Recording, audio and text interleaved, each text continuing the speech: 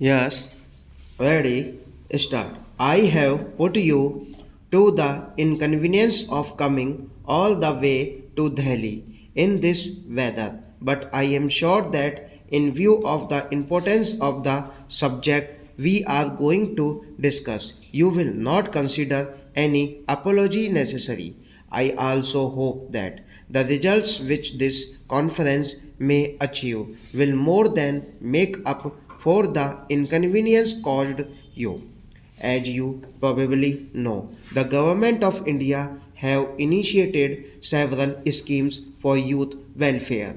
Something has already been achieved within a short period, but a great deal remains to be done with regard to games and sports. I have been watching the scene for some time new with increasing concern, but I have so far abstained from intervening. I believe that in such matters we should rely on voluntary efforts and self help rather than on arrangements, howsoever good imposed from above. I understood that certain efforts were being made by persons actually concerned with sports organizations to set their house in order, and I therefore thought it best for the government to await the result of those efforts, and if those efforts bore fruit, to give all possible support to the new arrangements. It appears, however, that conditions are such that they are difficult to reform and that it will in any case be a long process. I do not wish to go into the rights and wrongs of it. I cannot, however, ignore the fact that not only are we far behind even much smaller countries in games and sports, but also that our general standards are poor and our interests meager. Sports and games have a very important role to play in the building up of a healthy nation, but one cannot say that they are playing that role in our country at all effectively. Indeed, I am not sure whether the popular interest in games and sports was not greater and standards comparatively higher 30 or 40 years ago. It is against this background that I have invited you today to consider what measures should be adopted to improve the existing state of affairs.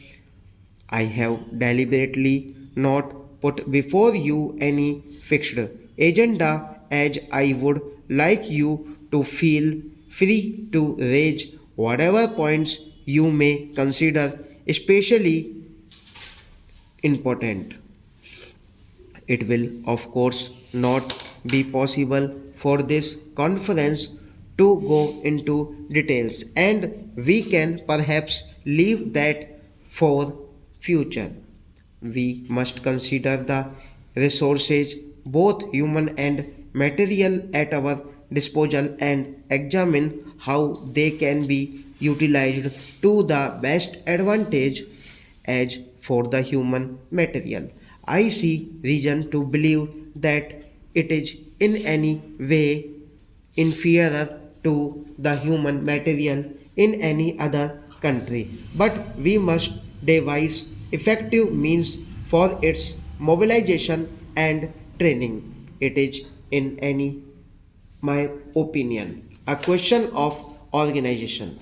You, with your rich and intimate experience of sports, can no doubt against the most effective concrete steps to take. It appears to me, however, that the greatest need is to have not only effective but clean organizations which will be free from defects that one hears so much about.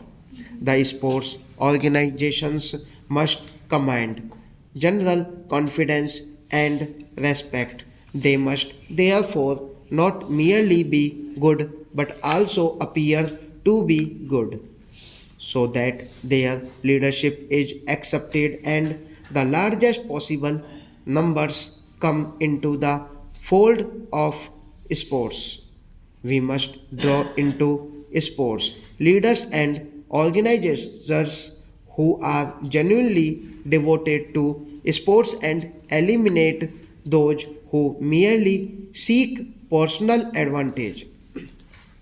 Another point which I would like to emphasize in the connection in that while the government should undoubtedly do all that lies in their power to encourage and support sports, the main responsibility must remain with those institutions and organizations which are actively engaged in the work so that sports rest on voluntary, spontaneous, and popular efforts. The main problem, therefore, appears to be to evolve one an organization which will be democratic, resting on the willing and enthusiastic endeavor of the largest number of persons possible, building on the good work already done by the existing organizations and be both efficient and on healthy lines, ensuring fair play and the spirit of sportsmanship, the participation of the largest number from the lowest levels upwards, and good competitive standards at all levels. A very important part of the problem of organization is the provision of coaching and training facilities. I am aware that certain ad hoc coaching schemes were initiated in the past. Unfortunately, they were not only too few but also inadequate in their approach. It is not enough that some hurried coaching arrangements should be made in preparation for a particular competitive event.